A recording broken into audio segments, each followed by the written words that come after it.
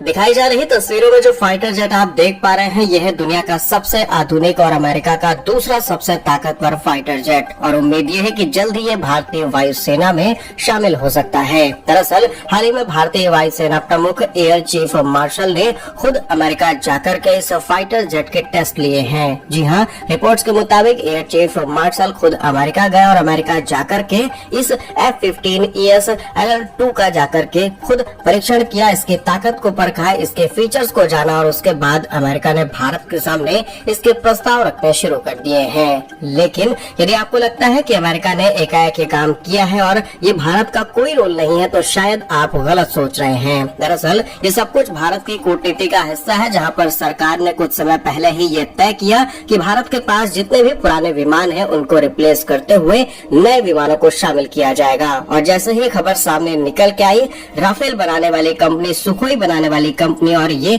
F-15-35 सारे प्रस्ताव भारत के सामने आने शुरू हो चुके हैं और इसमें सबसे बड़ा प्रस्ताव अब अमेरिका की तरफ से आया है। आइए जानते हैं इस रिपोर्ट की सारी जानकारी आज के इस स्पेशल एपिसोड में। यदि आपको वीडियो पसंद आए तो लाइक और सब्सक्राइब जरूर कीजिएगा। दरअसल ये F-15EX कोई फाइटर जेट नहीं, बल्कि फाइटर जेट के साथ साथ ये उड़ता हुआ एक मिसाइल ट्रक है, जो कि अपने साथ 12 से भी ज्यादा मिसाइलें ले जा सकता है और ये कई मामलों में राफेल और सुखोई से भी बहुत ज्यादा बेहतर है।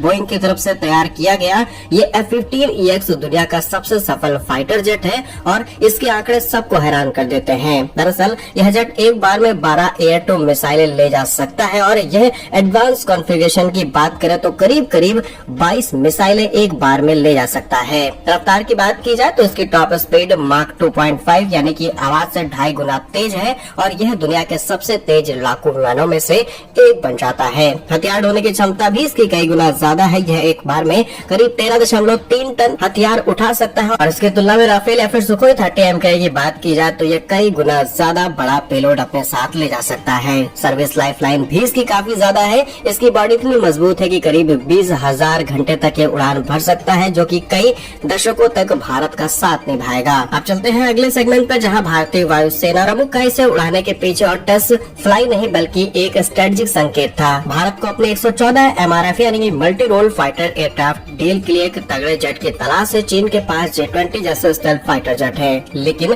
F-15EX की ताकत, उसकी रेंज और भारी हथियारों को भारत को लद्दाख की ऊंचाइयों से लेकर के चीन के एयरबेस हर जगह पर नष्ट-नाबूद करने की ताकत देते हैं। अमेरिका इसे भारत को देने के लिए बेताब है, क्योंकि वो जानता है कि इंडो पैसिफिक में चीन को रोकने के लिए भारत का मजबूत होना जरूरी है। लेकिन क्या भारत अपनी रूस वाली निर्भरता को छोड़ करके पूरी तरीके से अमेरिका पर भरोसा करेगा? ये सोचने वाली बात है। अब आप पूछेंगे कि हमारे पास राफेल है तो इसकी क्या जरूरत? देखिए, राफेल एक मीडियम वेट फाइटर जेट है, जबकि F-15EX एक हैवी वेट फाइटर जेट है। दरअसल स्टेल्थ और चालाकी की बात की जाए तो ये फाइटर जेट कई गुना ज्यादा आगे है। वहीं F-15EX ताकत के साथ लंबी दूरी हमला करने में पूरी तरीके से माहिर है। अगर ये दोनों एक साथ मिल जाए तो भारतीय वायुसेना के सामने कोई भी दुश्मन टिक नहीं पाएगा। अमेरिका इसमें इलेक्ट्रॉनिक वॉरफेयर सिस्टम दिया है और तमाम वो फीचर जो कि अमेरिका अपने एडवांस फाइटर जेट्स में इस्तेमाल करता है, वो सब कुछ भारत के पास एकाएक आ सकता है। लेकिन सवाल ये है कि सोर्स कोड वाली समस्या फिर शायद इस फाइटर जेट के साथ भी आए और अगर